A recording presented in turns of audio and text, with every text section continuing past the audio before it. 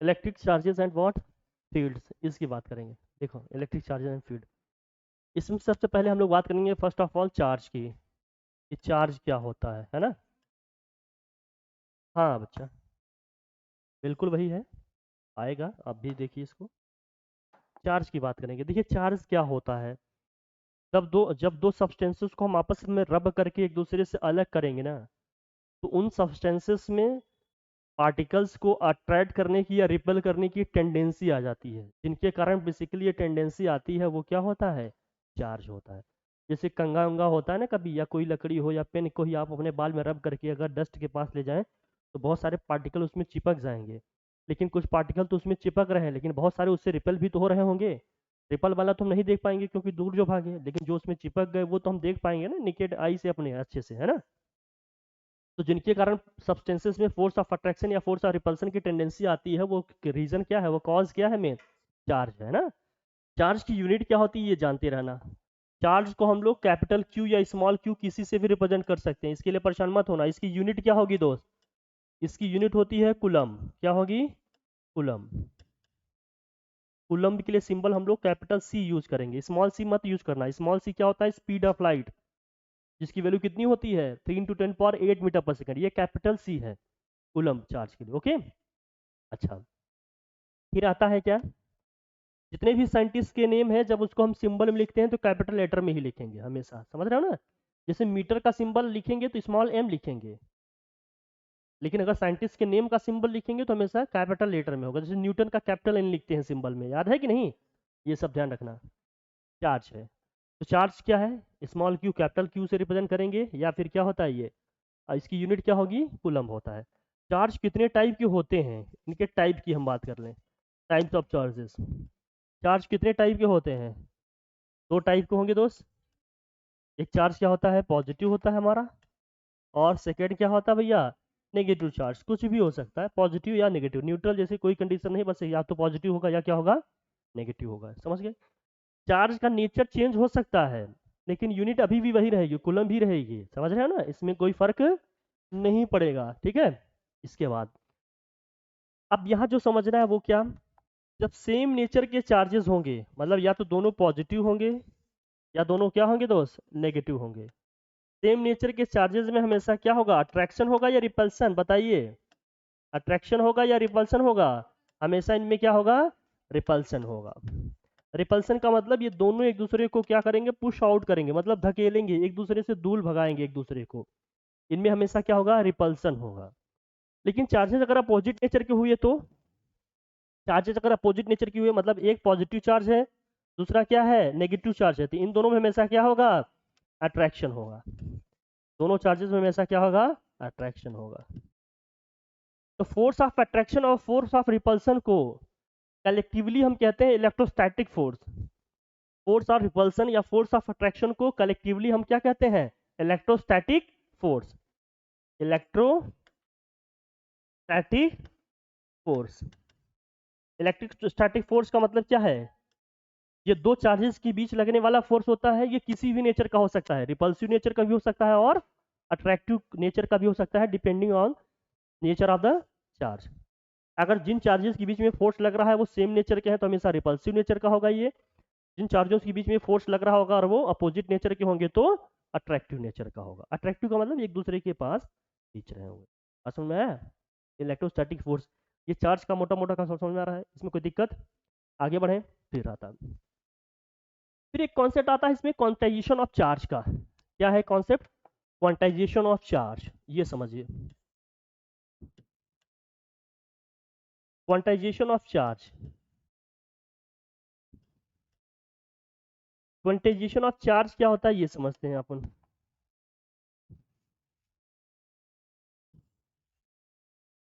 Quantization of charge का मतलब क्या है, क्वांटाइजेशन ऑफ चार्ज हमारा ये कहता है कि जब भी किसी एक सब्सटेंस से दूसरे सब्सटेंस में चार्ज पार्टिकल हमारे ट्रांसफर होंगे, मान लेते हैं यहां से कुछ चार्ज ट्रांसफर हुआ, इसमें कुछ एंटर किया,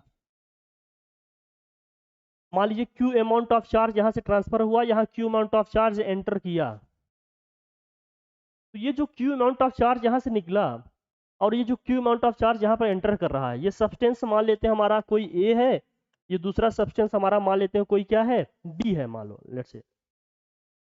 इस क्यू अमाउंट ऑफ चार्ज में कुछ इलेक्ट्रॉन्स पार्टिसिपेट किए होंगे। अच्छा, इलेक्ट्रॉन ही पार्टिसिपेट क्यों करेंगे हमेशा, ये समझना है अपने को।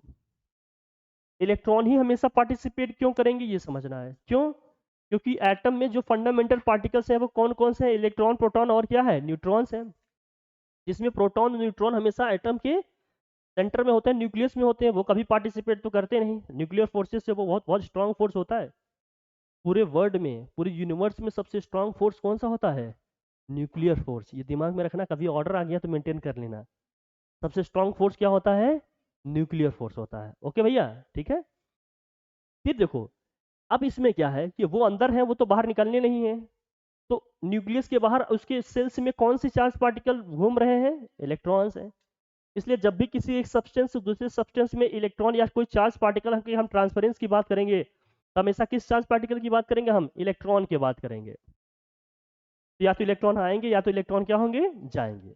ठीक है, हर एक आइटम के सेल या ऑर्बिट में आएंगे जाएंगे। लेकिन देखो दोस्त, क्वांटाइजेशन थ्योरी चार्ज की ये कहती है कि अगर किसी एटम या सब्सटेंस से इलेक्ट्रॉन किसी दूसरे एटम या सब्सटेंस को ट्रांसफर होगा तो हमेशा ये क्या होगा, इंटीग्रल फॉर्म में होगा। हमेशा ये कैसे होगा, इंटीग्रल फॉर्म में होगा, मतलब कंप्लीट इंटीजर के फॉर्म में होगा।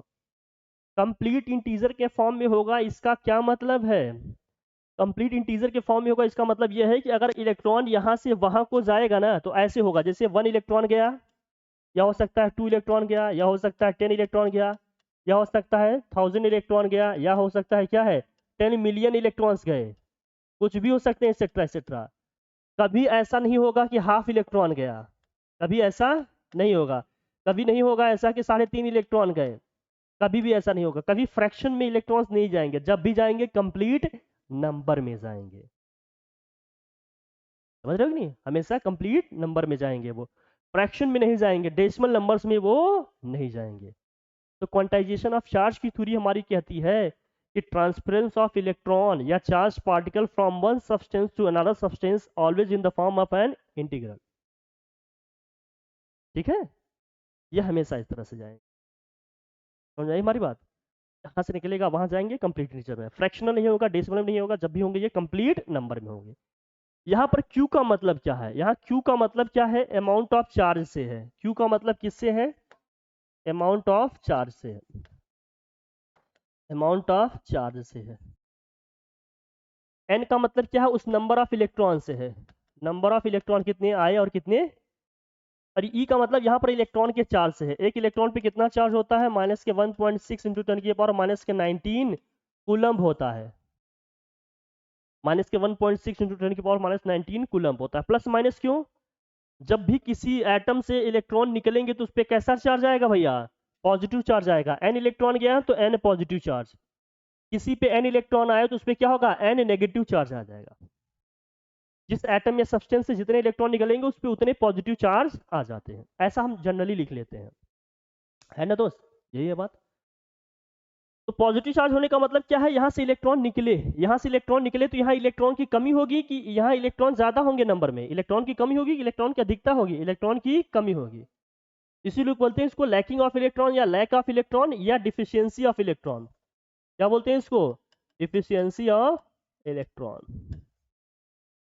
यहाँ पर इलेक्ट्रॉन एक्स्ट्रा आकर ऐड हो गए तो यहाँ क्या बोलेंगे, excess of electron, excess of what, electron. ये हो जाएगा एक्सेस ऑफ, ये हो जाएगा डिफिशियंसी ऑफ इलेक्ट्रॉन। तो जिस पे पॉजिटिव चार्ज आएगा वहां डिफिशियंसी ऑफ इलेक्ट्रॉन, जहां नेगेटिव चार्ज आएगा वहां क्या हो जाएगा, excess of electron. Positive charge आया इसका मतलब इलेक्ट्रॉन गए हैं, नेगेटिव चार्ज आएगा इसका मतलब इलेक्ट्रॉन आए हैं, रिसीव किया उसने, गेन किया हुआ है। ये बात समझ में आ गई, क्वांटाइजेशन ऑफ चार्ज का मतलब ये है। अब यहाँ से एक डेटा समझना कि अगर 1 कूलम चार्ज किसी सब्सटेंस पे आ गया तो उसमें कितने इलेक्ट्रॉन आए होंगे या गए होंगे, ये डेटा याद रखना, ये रिमार्केबल पॉइंट है। इसका मतलब 1 कूलम चार्ज चाहे पॉजिटिव हो चाहे क्या हो, नेगेटिव हो, कितने इलेक्ट्रॉन का रोल होता है उसमें, उसमें रोल होता है 6.25 इंटू 10 की पावर 18 इलेक्ट्रॉन का। कितने, कितने इलेक्ट्रॉन, 6.25 इंटू 10 की पावर 18 इलेक्ट्रॉन। अगर किसी सब्सटेंस पे 1 कूलम चार्ज पॉजिटिव आया है इसका मतलब 6.25 इंटू 10 की पावर 18 इलेक्ट्रॉन गए होंगे। अगर किसी सब्सटेंस में -1 कूलम चार्ज दिख रहा है तो इसका मतलब उसमें कितने इलेक्ट्रॉन आए होंगे? 6.25 न्यूटन पर 18 इलेक्ट्रॉन आए होंगे। अगर हम 1 कूलम चार्ज की बात करेंगे, 1 कूलम चार्ज की बात करेंगे तो इतने नंबर ऑफ इलेक्ट्रॉन होंगे। इसी से अगर हमें 1 एम्पियर को डिफाइन करना हो तो 1 एम्पियर में कितने इलेक्ट्रॉन फ्लो हुए होंगे? 1 एम्पियर में 1 सेकेंड में इतने इलेक्ट्रॉन फ्लो होंगे, तब हमें 1 एम्पियर की करंट मिलेगी। कितने? 6.25 इंटू 10 की पावर 18 इलेक्ट्रॉन। ये बात समझ में आ गई? डेटा है, ये ध्यान रखनी पड़ेंगे, ये तरीके थे अपने ध्यान रखने। इसमें कोई दिक्कत? ये है क्वांटाइजेशन ऑफ चार्ज। समझ में आ गई बात? आगे बढ़े? ठीक है, चलिए। अब आता है law of conservation of charge. Law of conservation of charge. Law of conservation of charge. Charge को हम कंजर्वेशन की बात करेंगे। Law of conservation of energy तो पढ़े ही होंगे हम लोग, याद होगा हम लोगों को। Law of conservation of energy याद है? क्या था बताइए? Energy can neither be created nor be destroyed, it can only be transform from one form to. ऐसे चार्ज का है, charge can neither be created nor be what destroyed, it can only transferred from one substance to another substance, hence the total charge of the universe remains constant। चलो, total charge जो universe का हमेशा क्या रहता है? Constant रहेगा, ना घटेगा ना बढ़ेगा। बस चार्ज क्या होता है? एक सब्सटेंस से दूसरे सब्सटेंस को ट्रांसफर होता है। इसका मतलब टोटल चार्ज यूनिवर्स का हमेशा क्या रहेगा? कांस्टेंट रहेगा। ये बताता है law of conservation of what? हमारा चार्ज। समझ गए ना? चार्ज को ना तो हम जनरेट कर सकते हैं ना ही डिस्ट्रॉय कर सकते हैं, बस एक सब्सटेंस से दूसरे सब्सटेंस को ट्रांसफर कर सकते हैं। इसका तो यूनिवर्स का टोटल चार्ज हमेशा क्या रहेगा? कांस्टेंट रहेगा। इसमें कोई दिक्कत वाली बात? ठीक, समझ में आ गई बात? ये है law of conservation of charge. मोटा मोटा ऐसी इंफॉर्मेशन आपको ध्यान में रखना है जिससे आपकी चीज़ें क्या हो जाए? आसान हो जाए। फिर आ जाते हैं इसमें। फिर कॉन्सेप्ट आता है किसका? कूलम्स लॉ का, इलेक्ट्रोस्टैटिक फोर्स का। कूलम्स लॉ क्या है ये देखो। ये कूलम्स लॉ क्या कहते हैं? कूलम्स लॉ में ये है कि अगर हम 2 पॉइंट चार्जेस की बात कर रहे हैं, 2 पॉइंट चार्जेस हैं, एक दूसरे से मान लेते हैं कुछ स्मॉल डिस्टेंस पर रखे हैं। एक Q1 है, क्या है? दोनों के बीच की जो डिस्टेंस है हमेशा क्या है? मान लेते हैं ये डिस्टेंस कितनी है? R है। डिस्टेंस कितनी है? R। इनके बीच में जो फोर्स लग रहा है इलेक्ट्रोस्टैटिक। इलेक्ट्रोस्टैटिक क्यों कर रहे हैं? अभी हमें ये नहीं पता है कि अट्रैक्टिव फोर्स है कि ये क्या है? रिपल्सिव। इलेक्ट्रोस्टैटिक बोल दिए, बहुत क्लियर है, या तो अट्रैक्टिव होगा या क्या होगा? रिपल्सिव। अब इनके बीच में कुछ नहीं है, मान लेते हैं या तो एयर है या वैक्यूम है, या तो एयर है या क्या है? वैक्यूम है। वैक्यूम का मतलब समझते हो? कुछ भी नहीं है, एयर भी नहीं है, या तो एयर है या वैक्यूम है, तब उस केस में क्या होगा? तो कुलम साहब ये कहते हैं कि इनके बीच में जो इलेक्ट्रोस्टैटिक फोर्स लग रहा है इन पॉइंट चार्जेस के बीच में, ये इन दोनों चार्जेस के मैग्नीट्यूड के प्रोडक्ट के क्या होगा? डायरेक्टली प्रोपोर्शनल होगा। इन दोनों चार्जेस की क्या होगा? मैग्नीट्यूड के प्रोडक्ट के डायरेक्टली प्रोपोर्शनल होगा। और इन दोनों चार्जेस के बीच की जो डिस्टेंस है इसके स्क्वायर के क्या होगा? ये इनवर्सली प्रोपोर्शनल होगा। इनकी जो चार्जेस के मैग्नीट्यूड होंगे उसके प्रोडक्ट के ये डायरेक्टली प्रोपोर्शनल होगा। डायरेक्टली प्रोपोर्शनल होने का मतलब क्या है? एक वैल्यू अगर बढ़ेगी तो दूसरे भी बढ़ेगी। इनवर्सली प्रोपोर्शनल होने का मतलब क्या है? एक बढ़ेगा दूसरा घटेगा, दूसरा बढ़ेगा तो अगला घटेगा, ऐसे होता है। इनवर्सली प्रोपोर्शनल है किसके? डिस्टेंस का। इनके बीच की जो डिस्टेंस है उसके क्या है? स्क्वायर के इनवर्सली प्रोपोर्शनल है। यहाँ स्क्वायर है, इसका मतलब डिस्टेंस जैसे जैसे बढ़ेगा फोर्स का जो मैग्नीट्यूड है रैपिडली डिक्रीज होगा, बहुत तेजी से डिक्रीज होगा। नॉर्मल तरीके से डिक्रीज नहीं होगा, बहुत तेजी से क्या होगा? एक्सपोनेंशियली डिक्रीज होगा। एक्सपोनेंशियली डिक्रीज होने का मतलब क्या हो? एक होता है डिक्रीज ऐसे होना, देखो, एक होता है डिक्रीज का नेचर ऐसे कि चीजें इस तरह से आ रही नीचे। एक होता है एक्सपोनेंशियली, बहुत तेजी से डिक्रीज होगा, ऐसे होगा। ये इस तरह से डिक्रीज होगा। ये वाला कौन सी कंडीशन है? ये डिक्रीज होने की कौन सी कंडीशन है? ये जब लीनियरली डिपेंडेंट होंगे, लीनियरली इंडिपेंडेंट होंगे, ये डिक्रीज हो रहा होगा। समझ रहे हो कि नहीं? जब 1/r या 1/r² हो जाएगा तो ये वाला कंडीशन चलेगा, ये जो नीचे वाला हमने लगाया, मतलब एक्सपोनेंशियली डिक्रीज होगा, मतलब बहुत तेजी से डिक्रीज होगा। समझ आई हमारी बात? तो जो फोर्स है इसी को बोलते हैं इनवर्स स्क्वायर लॉ। ये क्या है? इसको बोलते हैं इनवर्स स्क्वायर।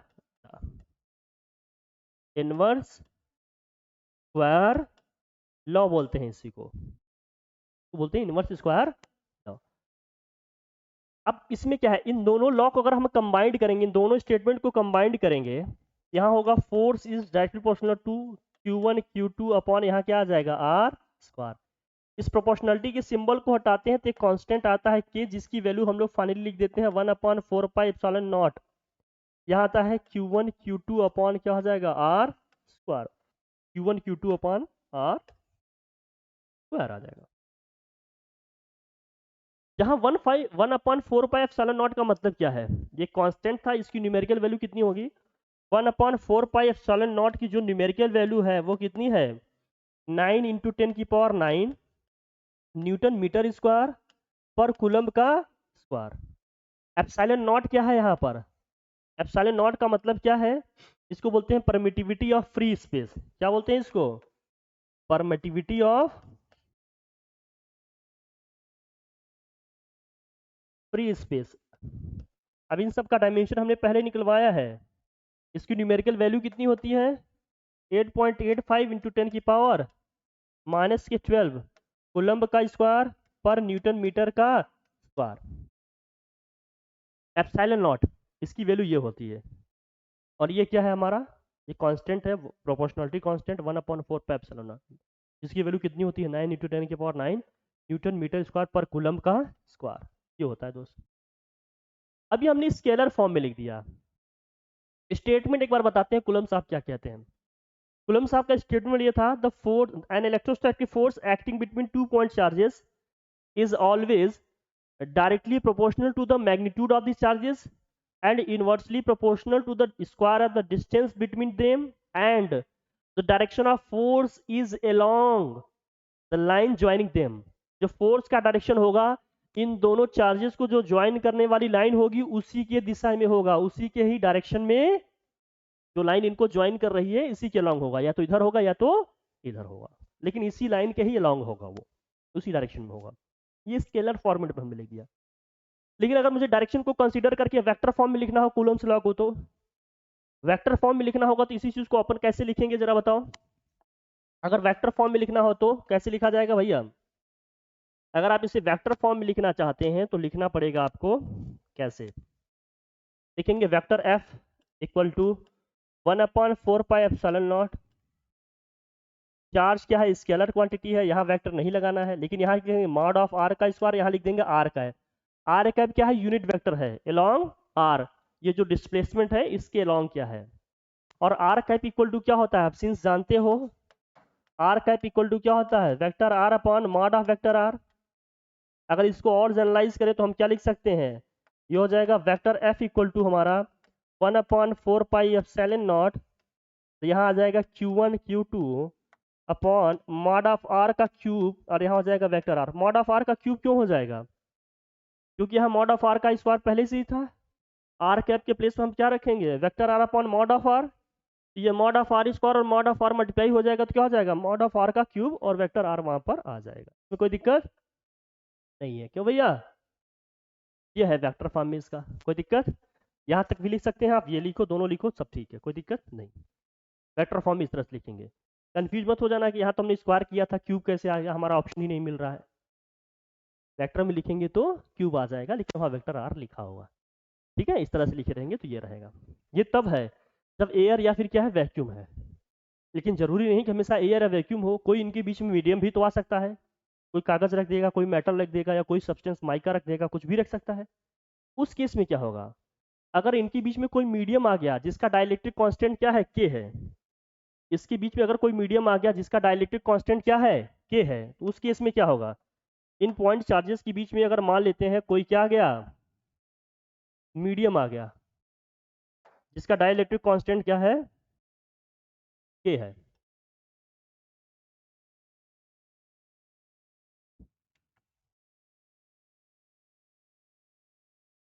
इनके बीच में मान लेते हैं कोई ये है मीडियम आ गया जिसका डाइलेक्ट्रिक कांस्टेंट कितना है ये है, फोर्स तो अभी भी लग ही रहा है, ठीक है, फोर्स एफ लग रहा होगा किसी न किसी डायरेक्शन में, इसका डाइलेक्ट्रिक कांस्टेंट के है मान लेते हैं, इसको हटा देते हैं आपको, ठीक है। तब इस केस में क्या होगा, सेपरेशन अभी भी आ रही है वही, इसमें कोई अंतर नहीं है, चार्ज वही है, Q1 है और यहाँ क्या है, Q2 है। अब इस केस में इनके बीच में जो लगने वाला इलेक्ट्रोस्टैटिक फोर्स है उसका एक्सप्रेशन क्या होगा, जब उसके एक्सप्रेशन की बात करेंगे तो यहाँ फार्मूला आ जाएगा F equal to 1/4 pi epsilon naught, यहाँ आ जाएगा क्या, K। जो हमारा फोर्स होगा ना 1/K टाइम से रिड्यूस हो जाएगा, मतलब घट जाएगा, क्या हो जाएगा, मतलब इन चार्जेस के बीच में अगर कोई मीडियम आ जाएगा तो जो फोर्स का मैग्नीट्यूड है, फोर्स का मैग्नीट्यूड का मतलब इन चार्जेस का जो एक दूसरे के ऊपर इम्पैक्ट है वो क्या हो जाएगा, घट जाएगा, डिक्रीज हो जाएगा। मेरी बात समझ में आई। जैसे दो मैग्नेट है, दो मैग्नेट एक दूसरे को अट्रैक्ट कर रहे हैं, या एक मैग्नेट है एक आयरन है, अट्रैक्ट कर रहे हैं, उनके बीच में हमने कोई कागज लगा दिया, कोई पतली सी लकड़ी रख दिया, तो फोर्स ऑफ अट्रैक्शन बहुत तेजी से डिक्रीज हो जाएगा कि नहीं, वही बता रहे हैं। इन दोनों चार्जेस के बीच में अगर कोई डाइलेक्ट्रिक मटेरियल आ गया, डाइलेक्ट्रिक मटेरियल जिसका डाइलेक्ट्रिक कांस्टेंट कितना है, के है, तो फोर्स 1/K टाइम से क्या हो जाएगा, रिड्यूस हो जाएगा, घट जाएगा। बात समझ में आई, ठीक है। बाकी एक्सप्रेशन वही रहेगा, बस 1/K आ जाएगा, ठीक है, यही लिखा। वेक्टर फॉर्म में लिखेंगे तो वही क्या आ जाएगा, Q1 Q2 अपॉन क्या हो जाएगा ये चीज, के पे नहीं लगेगा मॉड ऑड, ये मतलब वेक्टर ऑर्डर, समझ गए ना, ये सब डाइलेक्ट्रिक कांस्टेंट है। यहाँ Q1 Q2 अपॉन क्या हो जाएगा, मॉड ऑफ आर का क्यूब कर देंगे, यहाँ चला जाएगा वेक्टर आर, आर कैप में लिखेंगे तो वो भी लिखा जाएगा। के का मतलब क्या है, डाई इलेक्ट्रिक कॉन्स्टेंट है, ये क्या है, dielectric constant of dielectric material, of dielectric material. Dielectric material को एज ए आप इंसुलेटर कंसीडर कर सकते हो, ये कैसा है, एज एन व्हाट, इंसुलेटर, एक इंसुलेटर की तरह होता है ये। इंसुलेटर समझ में आ रहा है आपको, इंसुलेटर वो जो इलेक्ट्रिसिटी या चार्ज को कंडक्ट नहीं करते हैं, इलेक्ट्रिक का मतलब कुछ ऐसा मोटा मोटा समझ सकते हैं आप, ठीक है। वाटर के लिए डाइलेक्ट्रिक कांस्टेंट की वैल्यू क्या होती है, वाटर के लिए डाइलेक्ट्रिक कांस्टेंट की वैल्यू क्या होती है, के की वैल्यू 1 होती है, किसके लिए, के की वैल्यू 1 होती है किसके लिए, एयर या फिर किसके लिए, वैक्यूम के लिए। जब एयर या वैक्यूम की हम बात करेंगे तो के की वैल्यू कितनी होती है दोस्त, 1 होती है। मेटल के लिए बात करेंगे तो कितना होगा, के इक्वल टू 0 हो जाता है, किसके लिए, मेटल के लिए, किसके लिए हो जाता है दोस्त, क्योंकि मेटल तो कंडक्ट कर देगा ना चार्ज, मेटल चार्ज को कंडक्ट करेगा कि नहीं करेगा, इसलिए इसका क्या हो जाएगा, 0। वाटर के लिए कितना होता है, प्योर वाटर के लिए कितना होता है, वाटर के लिए सबसे हाईएस्ट होता है, और वो कितना होता है भैया, वाटर के लिए के की वैल्यू होती है 80, कितनी होती है, कुछ मोटी मोटी इन्फॉर्मेशन आपके पास रहनी चाहिए, बस दैट्स ऑल। बाकी तो न्यूमेरिकल में डेटा दिया रहता है, कुछ कॉमन चीजें आपको आनी चाहिए, जैसे एयर या वैक्यूम का ये होता है, मेटल का ये है, वाटर का होगा, इसमें कोई दिक्कत। आगे बढ़े फिर, यहाँ तक क्लियर है बात, चलिए। लिखना तो नहीं है ना, लिख लेना, बाद में भी भेज देंगे, परेशान मत होइए आप लोग। चले आगे, चलिए। अब यहाँ के बाद आता है, इसकी कुछ लिमिटेशंस हैं, इसकी अपनी क्या है, कुछ लिमिटेशंस हैं। लिमिटेशंस क्या है, देखिए इसकी लिमिटेशन ये है कि एक दो पॉइंट ध्यान रखना, कि ये उन्हीं चार्जेस के बीच में लगेगा जो क्या होंगे, बहुत शॉर्ट डिस्टेंस पे होंगे एक दूसरे के, लेकिन डिस्टेंस अगर न्यूक्लियर डिस्टेंस से कम हो गई तब ये फोर्स नहीं लगेगा। मतलब अगर दोनों चार्जेस के बीच की डिस्टेंस 10⁻15 या 10⁻10 मीटर से कम हो गया तब ये फोर्स हमारा वर्क नहीं करेगा। इससे ज़्यादा डिस्टेंस की अगर होंगे चार्जेस के बीच में तभी ये फोर्स वर्क करेगा, अदरवाइज बहुत सारे हैं, ये सब इतना काम कर रही है, लेकिन मोटा मोटा एक दो पॉइंट ध्यान रखना ताकि वहां से गेस कर पाओ कि कहाँ लगेगा कहाँ नहीं लगेगा। ओके, चले आगे बढ़े, ठीक। फिर बात करते हैं इलेक्ट्रिक फील्ड की। इलेक्ट्रिक फील्ड क्या होता है,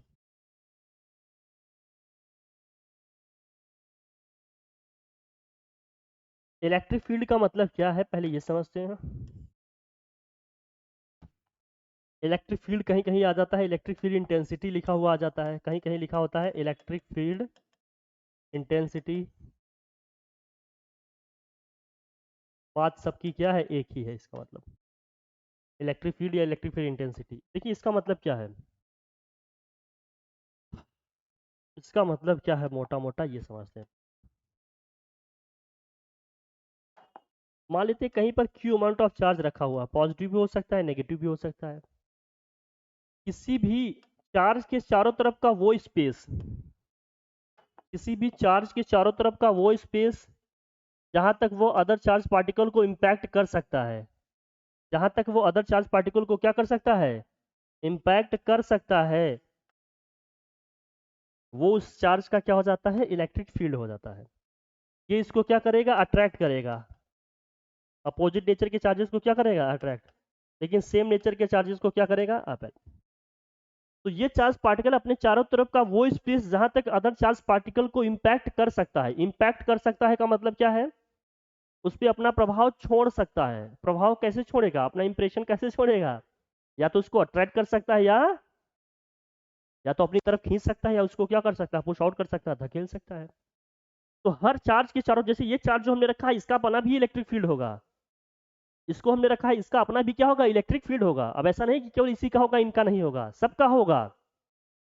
लेकिन किसी एक चार्ज का अपना इलेक्ट्रिक फील्ड की हम बात करेंगे तो इसका मतलब क्या है, किसी भी चार्ज पार्टिकल के या किसी भी चार्ज के चारों तरफ का वो स्पेस 3 डायमेंशनल स्पेस होगा। ये नहीं कि केवल बोर्ड के स्पेस को ही अट्रैक्ट करेगा, वो यहाँ भी हो सकता है, 3D में भी हो सकता है, एक स्फेरिकल स्पेस में, एक 3D स्पेस में, जहां तक वो किसी अदर चार्ज पार्टिकल को इम्पैक्ट कर सकता है, मतलब अट्रैक्ट कर सकता है या रिपेल कर सकता है, वो उस चार्ज का क्या कहलाएगा, इलेक्ट्रिक फील्ड कहलाएगा। इन शॉर्ट इसका मतलब ये है, जैसे हमने कुलम्स लॉ पढ़ा, कुलम फोर्स पढ़ा, उसको कुलम फोर्स कुलम्स लॉ दोनों कहते हैं, क्योंकि फोर्स के बारे में बताया कुलम साहब ने बेसिकली, है ना। इन शॉर्ट ये है कि इस चार्ज के कारण इन चार्जेस पे कितना फोर्स लग रहा है, इसकी बात करते हैं। इस चार्ज का अदर चार्जेस पे कितना फोर्स लग रहा है, यही हमारा क्या है, इलेक्ट्रिक फील्ड है। ये इलेक्ट्रिक फील्ड इंटेंसिटी की बात करें तो पर यूनिट चार्ज पे इस चार्ज का कितना फोर्स लग रहा है, वो क्या हो जाएगी, इलेक्ट्रिक फील्ड इंटेंसिटी। मतलब अगर ये 1 कूलम के चार्ज है तो 1 कूलम चार्ज पे ये कितना चार्ज अपना फोर्स लगा रहा है, ये इसकी क्या होगी, इंटेंसिटी होगी। ये इसकी क्या होगी, इंटेंसिटी। जैसे होता है कि दुखी होना, लेकिन हर इंसान का किसी भी इवेंट को लेकर दुखी होने की इंटेंसिटी क्या होगी, अलग अलग होगी, सेंसिटिविटी क्या होगी, अलग अलग होगी। जैसे मान लीजिए, अनफॉर्चुनेटली मान लीजिए किसी का अगर एक्सीडेंट हो जाता है, सड़क पे ब्लीडिंग हो रही है, ब्लड वगैरह निकल रहा है, हर कोई देखेगा, अरे यार बेचारे के साथ बहुत बुरा दुख हुआ, थोड़ा सा सैडनेस आ जाएगी ना दिमाग में, दुख होगा, तकलीफ होगी, दर्द होगा, सब कुछ होगा। लेकिन उस दुख दर्द की जो इंटेंसिटी है, क्या हर इंसान के लिए अलग अलग होगी कि नहीं। भाई कोई ज़्यादा सेंसिटिव होगा, अरे यार बेचारे के साथ हो गया, जाएगा उसका घाव वो पूछेगा, कुछ लगाएगा। कोई दूर से कहेगा, अरे यार बहुत बुरा हुआ, ये तो ऐसा नहीं होना चाहिए, फिर भूल गया, अपना चल दिया। लेकिन जिस इंसान ने फेस किया है, चाहे वो कोई कितना भी सेंसिटिव क्यों ना हो, सबसे ज़्यादा दुख दर्द तकलीफ उसको हो रही होगी नहीं। इसका मतलब उस घाव की, उस दर्द की, उस पीड़ा की इंटेंसिटी सबसे ज़्यादा कौन इंसान महसूस कर रहा होगा।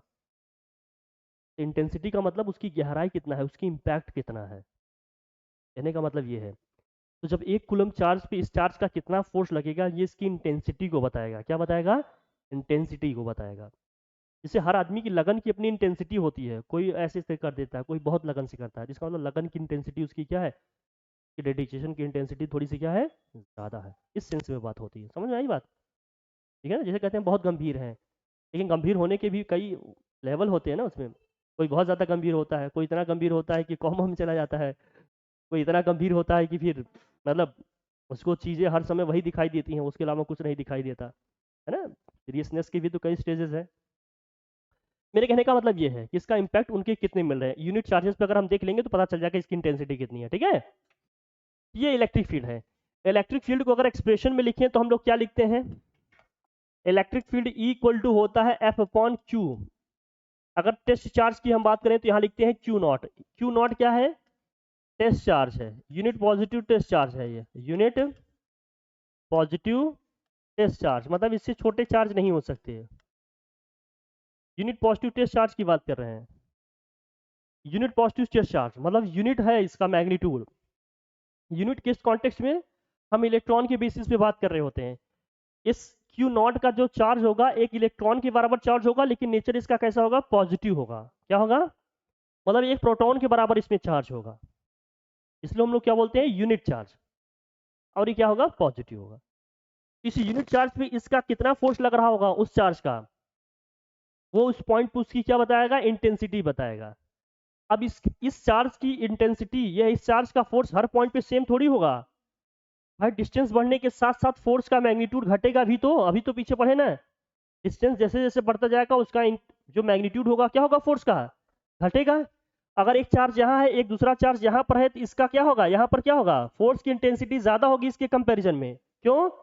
क्योंकि इसका इससे डिस्टेंस इसके कंपैरिजन में क्या है, शॉर्ट है, ये छोटा है। जब डिस्टेंस कम होगा, मैग्नीट्यूड मान लीजिए दोनों चार्जेस का सेम है, तो यहाँ पर इंटेंसिटी क्या होगा, ज्यादा होगा। क्योंकि डिस्टेंस और चार्ज का मैग्नीट्यूड दोनों पे डिपेंड करेंगी ना चीजें। मैग्नीट्यूड अब हो सकता है डिस्टेंस कम हुआ हो तो चार्ज का मैग्नीट्यूड भी कम हो रहा होगा, तब मल्टीप्लाई करके देखना पड़ेगा कि ओवरऑल रिजल्ट कितना आ रहा है, तब बता पाएंगे घट रहा है कि क्या हो रहा है, बढ़ रहा है। लेकिन अगर मैग्नीट्यूड को हमने सेम रखा है, डिस्टेंस को हमने शॉर्ट कर दिया है, तो ऑब्वियस सी बात है यहाँ पर इंटेंसिटी ज्यादा होगी, वहां पर क्या होगी, कम होगी। ये बात क्लियर है? तो ये है। अब इसकी यूनिट लिखेंगे तो क्या होगा बताओ, फोर्स का होता है न्यूटन, चार्ज का क्या होता है कूलम, न्यूटन पर क्या हो जाएगा कूलम। यूनिट डायमेंशन निकालना हमने सिखाया ही है, निकाल लेंगे आप लोग, कोई दिक्कत नहीं होगी। अब पॉइंट चार्जेस के कारण किसी पॉइंट पे इलेक्ट्रिक फील्ड इंटेंसिटी कितनी होगी, जैसे इस चार्ज के कारण इस पॉइंट पे कितनी होगी इलेक्ट्रिक फील्ड इंटेंसिटी, इस चार्ज के कारण यहाँ पर कितनी होगी इलेक्ट्रिक फील्ड इंटेंसिटी, वो कैसे निकालेंगे हम। वो फॉर्मूला है हमारे पास, E equal to 1/4 pi epsilon naught, और क्या हो जाएगा यहाँ Q/R²। अगर कोई डाइलेक्ट्रिक मटेरियल भी होगा तो इनके बीच में या नीचे K भी आ जाएगा। अगर कोई डाइलेक्ट्रिक सब्सटेंस होगा तो, जैसे मान लो चार्ज यहाँ पर रखा है, हम जिस पॉइंट पे इलेक्ट्रिक फील्ड इंटेंसिटी निकालना चाहते हैं उस पॉइंट से इसके बीच में कोई डाइलेक्ट्रिक मटेरियल रखा हुआ है, तो वहाँ क्या होगा, डाइलेक्ट्रिक कांस्टेंट K भी आ जाएगा। वो वेल नोन है, अब उसको वेल अंडरस्टूड रखिएगा, जहाँ जरूरत पड़ेगी यूज कर लेंगे, जहाँ कुछ नहीं दिया रहेगा यही फार्मूला यूज करेंगे। लेकिन अगर कोई डाइलेक्ट्रिक मटेरियल दिया है, कोई सब्सटेंस यूज हुआ है, तो उसका हम डाइलेक्ट्रिक कांस्टेंट की वैल्यू यहाँ पर रखेंगे, अदरवाइज नहीं रखने की जरूरत है। तो कोई दिक्कत? ठीक है, बात समझ में आ गई, कोई दिक्कत बोलो हीरो। ठीक है, पढ़ोगे बाकी तो सब आएगा ही आगे, अभी तो बस इतनी बात हो रही मैटर। फिर इसमें आता है प्रिंसिपल ऑफ सुपरपोजिशन की बात। किसकी बात आती है, प्रिंसिपल ऑफ सुपरपोजिशन की। प्रिंसिपल ऑफ सुपरपोजिशन की जब बात करेंगे तो इसको कैसे देखेंगे, कितने तरीके से ये देखेंगे, देखा जाए इसको। देखो, होता है प्रिंसिपल ऑफ सुपरपोजिशन।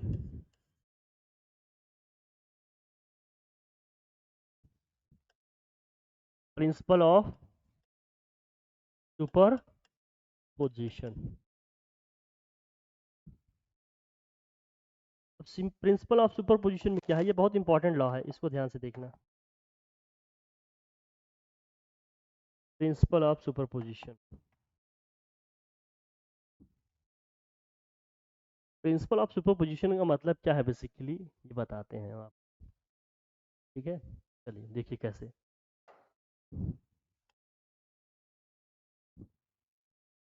आशा करते हैं कि आप लोगों ने कभी नहीं पढ़ा होगा इसको, पढ़ा होगा तो इसे मात्र एक क्या कहा जाएगा, संयोग कहा जाएगा। मान लेते हैं इस टर्मिनल को 1 मान लेते हैं, इसको 2 मान लेते हैं, इसको 3 मान लेते हैं, इसको क्या मान लेते हैं 4। चार्जेस सब पे मान लेते हैं अलग अलग है। यहाँ मान लेते हैं क्या है, Q1 है, यहाँ क्या है मान लेते हैं, इस एंड पे Q2 है, इस एंड पे क्या है मान लेते हैं Q3 है, और इस एंड पे क्या है मान लेते हैं Q4 है। प्रिंसिपल ऑफ सुपरपोजिशन क्या कहता है,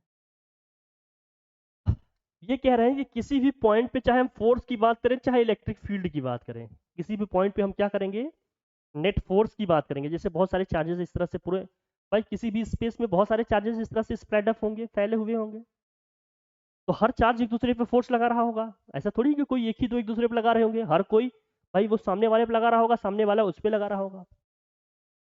एक चीज ध्यान रखना, जितना फोर्स ये इस पे लगाएगा उतना ही फोर्स ये, भाई इसका मैग्नीट्यूड चाहे ज्यादा हो चाहे क्या हो कम हो, चार्ज ये इससे मैग्नीट्यूड में कम ज्यादा हो सकते हैं, चार्ज का जो मैग्नीट्यूड है एक दूसरे का कम ज्यादा हो सकता है, लेकिन फोर्स का मैग्नीट्यूड हमेशा क्या होगा, सेम होगा। मेरी बात समझ में आ रही है, दोनों एक दूसरे पे इक्वल फोर्स लगाएंगे, लेकिन फोर्स का डायरेक्शन चेंज हो सकता है। कैसे, अगर सेम नेचर के होंगे तो एक दूसरे को रिपल कर रहे होंगे, अपोजिट नेचर होंगे तो एक दूसरे को,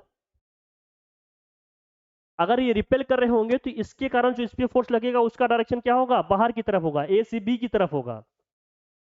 अगर ये अपोजिट नेचर के होंगे तो इसके कारण इस पर जो फोर्स लग रहा होगा अट्रैक्टिव होगा, वो कहां से कहां लग रहा होगा, बी से ए की तरफ लग रहा होगा। लेकिन इसके कारण इस पे जो फोर्स लगेगा वो भी उतना ही होगा जितना ये इस पे लगा रहा है। लेकिन अगर सेम नेचर के होंगे तो ये इसको रिपेल कर रहा होगा, इसके कारण इस पे जो फोर्स लग रहा है उसका डायरेक्शन इधर होगा, बी से ए की तरफ होगा, मैग्नीट्यूड सेम होगा। लेकिन अपोजिट नेचर के होंगे तो बी भी ए पे अट्रैक्टिव फोर्स लगा रहा होगा, उसका डायरेक्शन किधर होगा, ए से बी की तरफ होगा। समझ आई? अब इसमें क्या कहता है, प्रिंसिपल ऑफ सुपरपोजिशन हमारा ये कहता है कि किसी भी पॉइंट पे अगर हम नेट फोर्स या नेट इलेक्ट्रिक फील्ड की बात करेंगे तो उसको कैसे निकालेंगे। देख ले बेटा, यहाँ यहाँ देख ले, क्या कर रहा है तू? कुछ, मुझे लगा कुछ कर रहे हो, कोई बात नहीं, तुम अच्छे लड़के हो। अब इस पॉइंट पे अगर मुझे निकालना है क्या इसका, अगर इस पॉइंट पे मुझे निकालना है इसका नेट फोर्स, अगर निकालना होता पॉइंट सी पे, पॉइंट सी पे मुझे क्या निकालना है इसका, तो इसके कारण अगर मान लेते हैं सब सेम नेचर के चार्जेस हैं, सभी पॉजिटिव है मान लो, तो इसके कारण इस पे फोर्स कैसे लगेगा, इस डायरेक्शन में लगेगा कि नहीं, बी से सी पे कैसा फोर्स लगेगा, मतलब अगर मैं इसको एफ बी सी लिख दूं, वेक्टर एफ बी सी, इसका डायरेक्शन तो यही होगा ना, बी से सी की तरफ। हालांकि इसको सी भी लिखना चाहिए, force on C due to charge at on what, B, ऐसे लिखना हो चाहिए। तो मुझे क्या लिखना चाहिए, सी भी लिखना चाहिए, ड्यू टू बी, लेकिन बी सी लिख दे रहा हूँ, अपना अंडरस्टूड लिख देता हूँ, नहीं तो बार बार वही एक्सप्लेन करना पड़ेगा, इससे अच्छा क्या है यहाँ सी भी लिख देता हूँ, मतलब पॉइंट सी पे फोर्स लग रहा है पॉइंट बी के कारण, तो सी बी, ठीक, कोई दिक्कत, क्लियर है ना? अब इसको डिस्टेंस से रिलेट करना है, दोनों चीज़ें क्या है, अलग अलग। अब मैं इसको लिख रहा हूँ, देखो इसके कारण इस पर जो फोर्स लग रहा होगा इसका डायरेक्शन इधर होगा कि नहीं, ये भी रिपेल कर रहा होगा, इसको कर रहा होगा दोस्त, तो इसके कारण डायरेक्शन क्या होगा जरा देखना, एफ सी डी होगा कि नहीं, सी डी होगा भाई, सी से डी से सी पे लग रहा है ना, इसके कारण भी फोर्स लग रहा होगा, ये भी तो रिपेल कर रहा होगा इसको, ये कौन सा फोर्स है हमारा, एफ सी ए है, यही है कि नहीं? अगर नंबर में 1 2 3 लिख रहे होंगे तो हम, अगर मैं नंबर में 1 2 3 लिख रहा होता तो क्या होता, नंबर में अगर मैं लिखूं 1 2 3 लिखूं तो यहाँ क्या लिखता, इधर से क्या लिखता, 3 पे लग रहा है 2 से, इसको मैं क्या लिखता, F3 2 लिखता, लिखता कि नहीं, इसको लिखता तो 3 पे लग रहा है किससे, 4 से, तो इसको क्या लिखता, F3 4 लिखता, इसको लिखता तो क्या लिखता, F3 1 लिखता मैं, इसको क्या लिखता मैं, F3 1।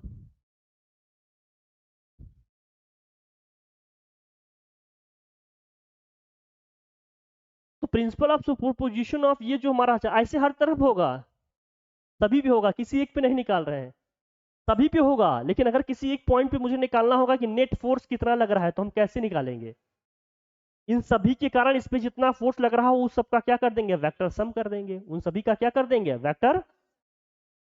तो प्रिंसिपल ऑफ सुपरपोजिशन हमारा जो कहता है, चाहे फोर्स की बात हो, चाहे इलेक्ट्रिक फील्ड की बात हो, चाहे किसी भी वेक्टर क्वांटिटी की बात हो, उन सभी वेक्टर क्वांटिटीज का उस पॉइंट पे वेक्टर सम होता है, उन सभी वेक्टर क्वांटिटीज का उस पॉइंट पे क्या होता है, वेक्टर सम होता है। इसका मतलब एफ नेट फोर्स, मतलब एफ सी अगर मुझे निकालना होगा, net force on point C, तो हमें क्या क्या ऐड करना पड़ेगा, force on point C due to point B, force on point C due to point D, और force on point C due to point A. Numbering कर रहे होते तो क्या लिखते हैं दोस्त, net force F equal to क्या लिखते हैं हम बताओ, वेक्टर एफ, क्या लिखते दोस्त, 3 2 लिखते, और क्या लिखते, एफ 3 4 होगा, या क्या होगा, एफ 3, लेकिन इन सब का भी रिजोल्यूशन होगा। अब नेट रिजल्टेंट अगर हमें फोर्स निकालना होगा तो हम क्या करेंगे, अब उसका भी निकालने का तरीका है ये। अब देखो क्या होगा, इन सभी वेक्टर को हम या तो रिजॉल्व कर लें, रिजॉल्व कैसे करेंगे, अगर एक स्क्वायर था, हर एंगल कितने डिग्री का था, 90 डिग्री का। अब ये जो हमारा वेक्टर है भाई, इन दोनों का रिजल्टेंट तो 20 से ही जाएगा ना, इन दोनों फोर्स का, तो अगर ये इससे 45 डिग्री पे है, ये भी मान लेते हैं इससे कितने डिग्री पे है, 45 पे है, तो उन दोनों का डायरेक्शन यही बन जाएगा। इसका मतलब अगर मुझे रिजल्टेंट फोर्स निकालना होगा तो हम कैसे निकालेंगे, जो रिजल्टेंट फोर्स आएगा इसी डायरेक्शन में आएगा जिस डायरेक्शन में ये जा रहा है, और उन सभी को क्या कर दें हम, सम कर देंगे। जब रखेंगे न्यूमेरिकल वैल्यू तो कैसे लिखेंगे? 45 में इसका कौन सा कंपोनेंट बनेगा, हॉरिजॉन्टल की वर्टिकल? भाई इसके साथ लेंगे तो इसका वर्टिकल हॉरिजॉन्टल कंपोनेंट बनेगा ना ये 45। कॉस में लेकर जाओ इसको, कॉस में लिखेंगे तो कौन कौन सा है? ये F34 बना रहा है, और कौन सा? F32 45।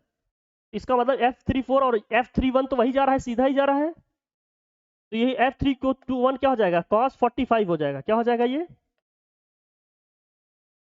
हो जाएगा F32 cos 45 plus F34 cos 45, और F31 के डायरेक्शन में ही है तो वहां कुछ लिखने की जरूरत नहीं। ये क्या हो जाएगा, F31 cos 45 वैल्यू क्या होती है, 1/√2। अब जो भी होगा वैल्यू निकाले रहेंगे, रख देंगे, आ जाएगा आंसर हमारा। अब इसी तरह से डिस्टेंस भी लिख देंगे। अगर मैं फोर्स निकाल रहा हूँ तो डिस्टेंस लिखूंगा ना, इसका डिस्टेंस क्या लिखूंगा बताओ?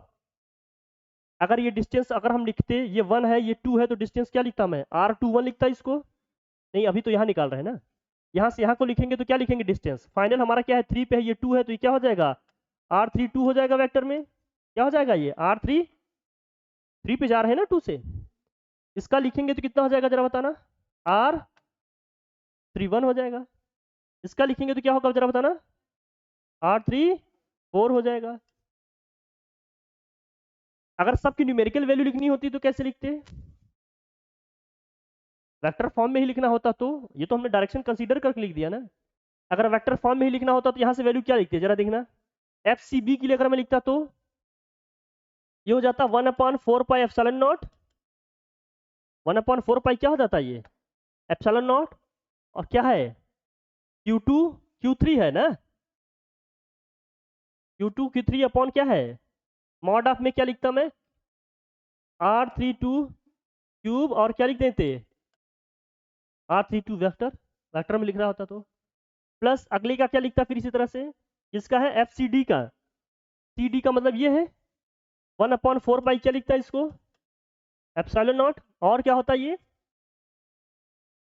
Q3 Q4 upon mod of R34 cube, और क्या हो जाएगा R34 वेक्टर, प्लस 1/4πε0 क्या हो जाता है ये Q1 Q3 R31 vector cube हो जाता है ये, और R31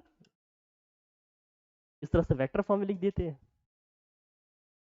प्रिंसिपल ऑफ सुपरपोजिशन ये कहता है अगर किसी पॉइंट पे हमें नेट फोर्स या नेट इलेक्ट्रिक फील्ड निकालना होगा, तो उस पॉइंट पे जितने भी फोर्सेस लग रहे होंगे सबका वेक्टर सम करेंगे। क्या करेंगे, सबका वेक्टर सम कैसे करेंगे हमने बता दिया। रिजल्टेंट कैसे निकालेंगे ये बता दिया।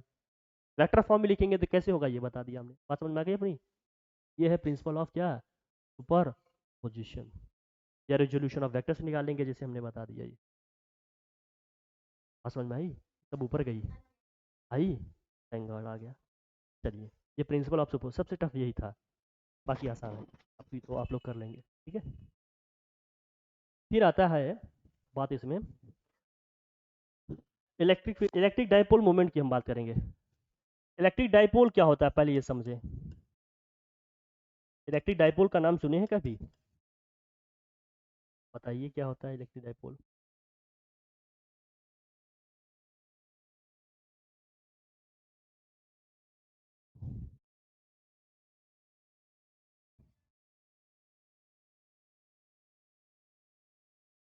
अच्छा मजाक करते हैं आप लोग।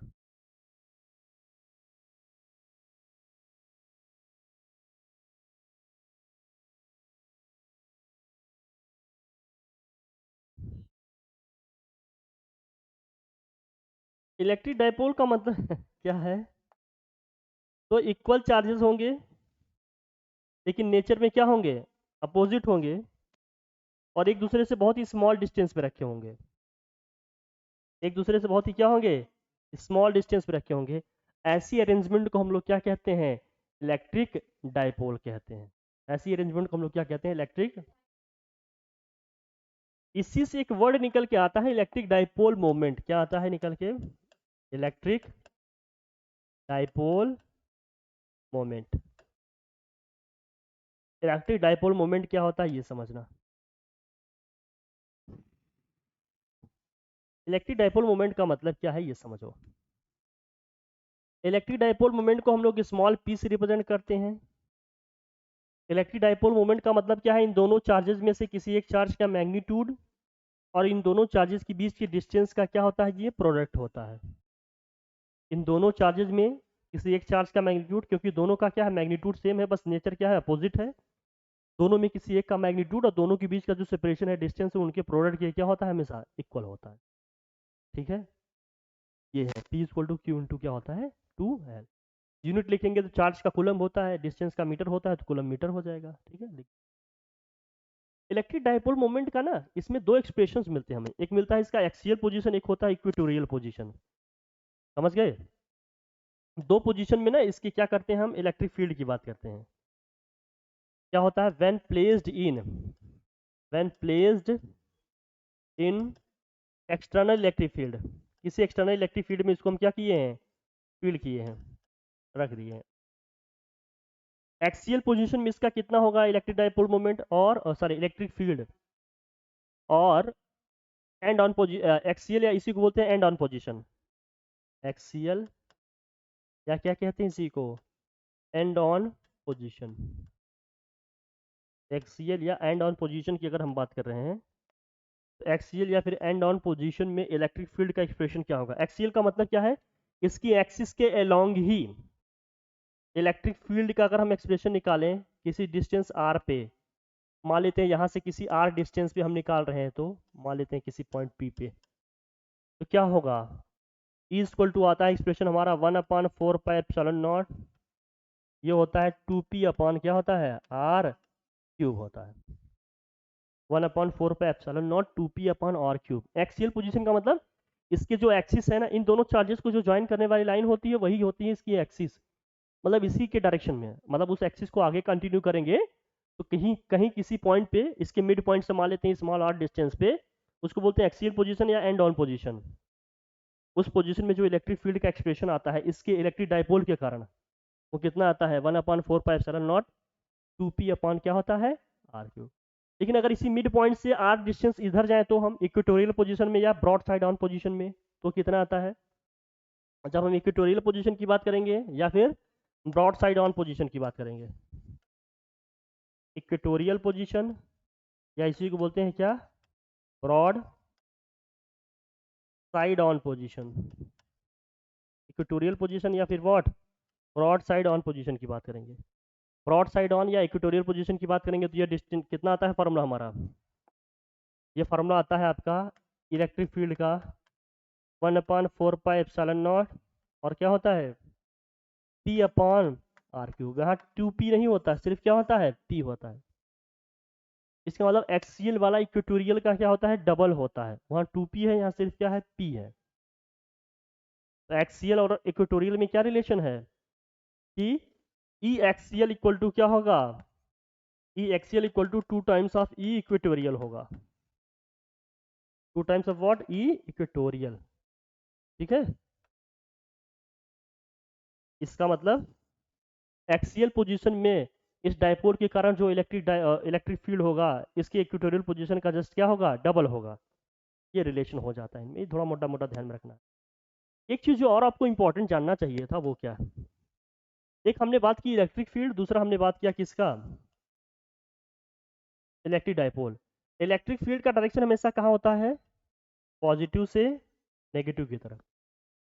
इलेक्ट्रिक डाइपोल मोमेंट का डायरेक्शन हमेशा किधर से किधर को होता है, नेगेटिव से पॉजिटिव की तरफ। किसका डायरेक्शन है ये, electric dipole moment.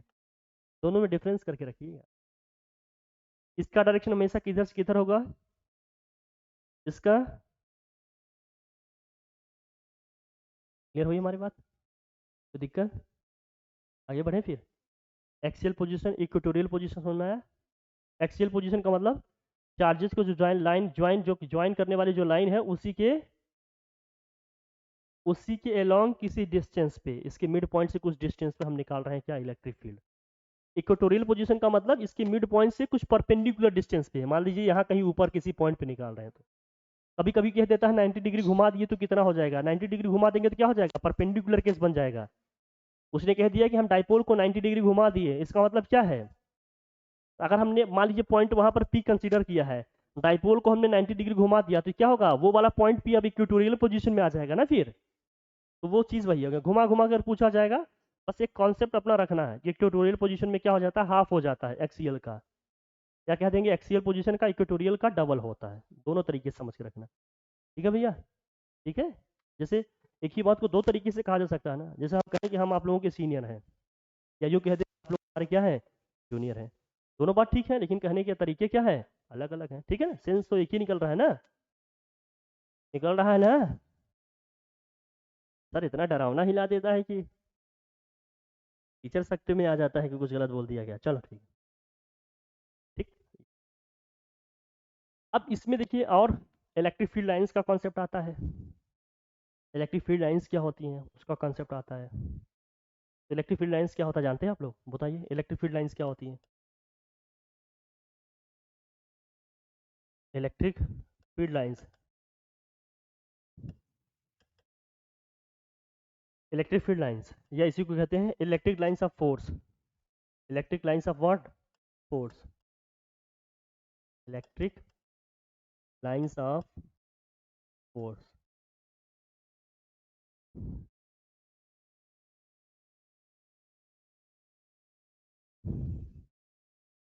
Electric lines of force. अब इसमें क्या होगा देखो जरा, जैसे मान लेते हैं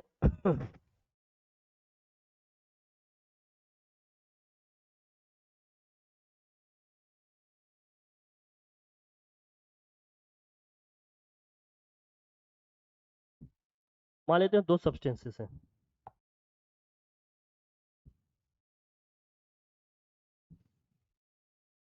एक पे पॉजिटिव चार्ज है,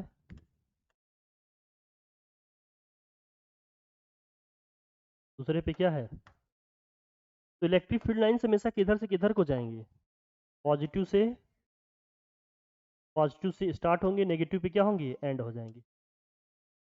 इधर ऑलमोस्ट स्ट्रेट जाती हैं, बीच में ऑलमोस्ट क्या होती हैं, स्ट्रेट जाती, ठीक है, ऑलमोस्ट स्ट्रेट, फिर बाहर ऐसे ही जाएंगे हमें।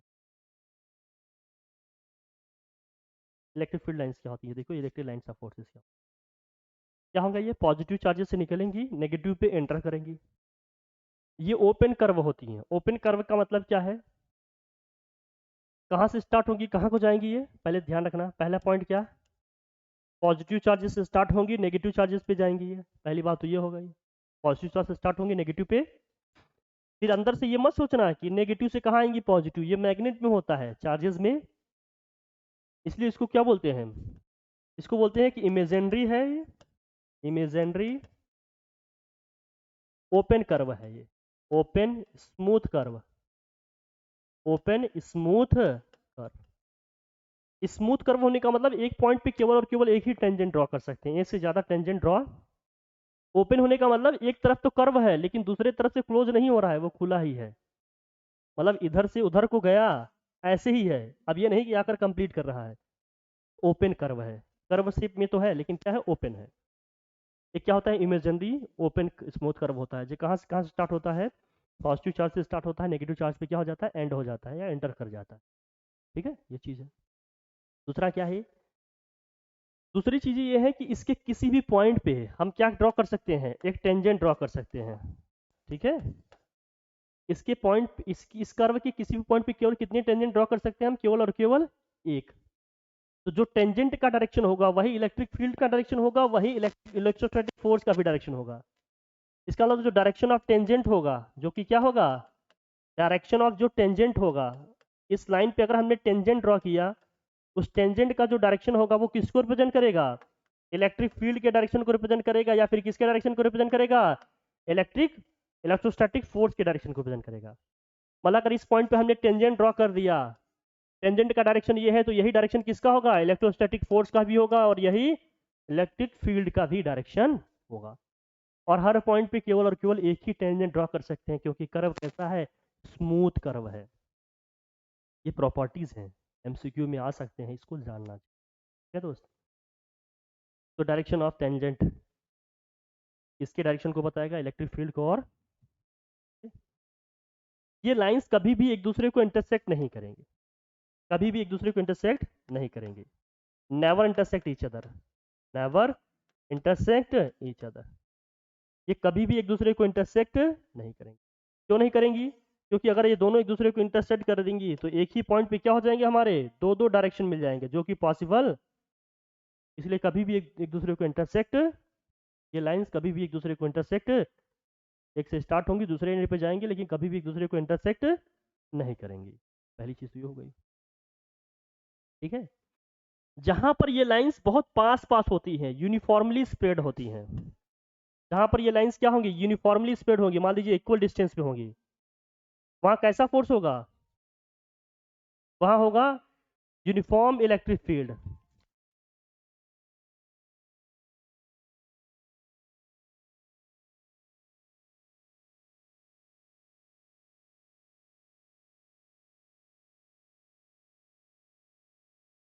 जहां पर ये लाइंस क्या होंगी, यूनिफॉर्मली स्प्रेड होंगी इस तरह से, मतलब इक्वल डिस्टेंसेस पे होंगी एक दूसरे से, तो उसको बोलते हैं यूनिफॉर्म इलेक्ट्रिक फील्ड। वहां फील्ड कैसा होगा, यूनिफॉर्म इलेक्ट्रिक फील्ड होगा। यूनिफॉर्म इलेक्ट्रिक फील्ड का मतलब हर पॉइंट पे इलेक्ट्रिक इंटेंसिटी क्या होगी, सेम होगी, हर पॉइंट पे फोर्स ऑफ अट्रैक्शन क्या होगा, सेम होगा। यूनिफॉर्म का मतलब ये होता है, जैसे स्कूल का यूनिफॉर्म होता है ना, हर बच्चे का एक ही ड्रेस, मतलब इक्वलिटी मेंटेन रहती है। ऐसे ही यूनिफॉर्म का मतलब क्या है, कि हर पॉइंट पे electric field intensity, electric force क्या होगा, इलेक्ट्रोस्टैटिक फोर्स सेम होगा। फिर जहां पर ये लाइन बहुत पास पास होंगी, जहां पर ये क्लोजली स्पेस्ड होंगी, क्या हो जाएंगी, क्लोजली स्पेस्ड होंगी, मतलब बहुत पास पास होंगी लाइन, जहां पर ये लाइन बहुत क्या जाएंगी, पास पास होंगी, वहां बहुत ही स्ट्रांग इलेक्ट्रिक फील्ड होगा। वहां कैसा फील्ड होगा, स्ट्रांग इलेक्ट्रिक फील्ड होगा। और जहां पर ये लाइंस बहुत दूर दूर होंगी, वहां क्या होगा, वीक इलेक्ट्रिक फील्ड होगा। इसलिए अगर मुझे फैन की स्पीड बढ़ानी होती है तो हम कॉइल्स की साइज बढ़ाते हैं, लेकिन तो ना तार लपेट देते हैं, और जो फैन जितना तेज चल रहा होता है उसकी कॉइल की साइज उतना ही क्या होता है, बड़ा होता है। जैसे बड़े बड़े फैन होते हैं तेज चलते हैं, जैसे कूलर लेकर आओ, छोटा कूलर है, छोटा कॉइल है, बड़े कूलर की साइज कॉइल का क्या हो जाता है, बढ़ जाता है कि नहीं। तेज चलाना है, बहुत फोर्सली चलाना है, तो कॉइल की साइज, वायर की साइज क्या करनी पड़ेगी, तुम्हें बढ़ानी पड़ेगी। नंबर ऑफ टर्न्स है, उसी में तो करंट जा रही है, इलेक्ट्रिसिटी जा रही है। जहां पर ये लाइन बहुत पास पास होंगी वहां स्ट्रॉन्ग इलेक्ट्रिक फील्ड, जहां ये दूर दूर स्पेस्ड होंगे वहां क्या होगा, वीक इलेक्ट्रिक फील्ड होगा। कुछ ऐसे फीचर्स हैं जिनको आपको जानना चाहिए था। ठीक है, अब इसमें इलेक्ट्रिक फ्लक्स क्या है, फिर गॉस लॉ क्या है, इसको हम लोग सेकंड क्लास में लेंगे, लेक्चर्स में लेंगे तो बताएंगे। ठीक है, फिर चार्ज डिस्ट्रीब्यूशन क्या है, कॉन्टिन्यूस डिस्ट्रीब्यूशन क्या है, डिस्क्रीट डिस्ट्रीब्यूशन क्या है, गॉस लॉ क्या है, गॉस लॉ के एप्लीकेशंस क्या है, इसको सेकंड क्लास में बताएंगे। अभी के लिए इतना जानते हैं, इसमें न्यूमेरिकल्स का। Okay, done. ठीक।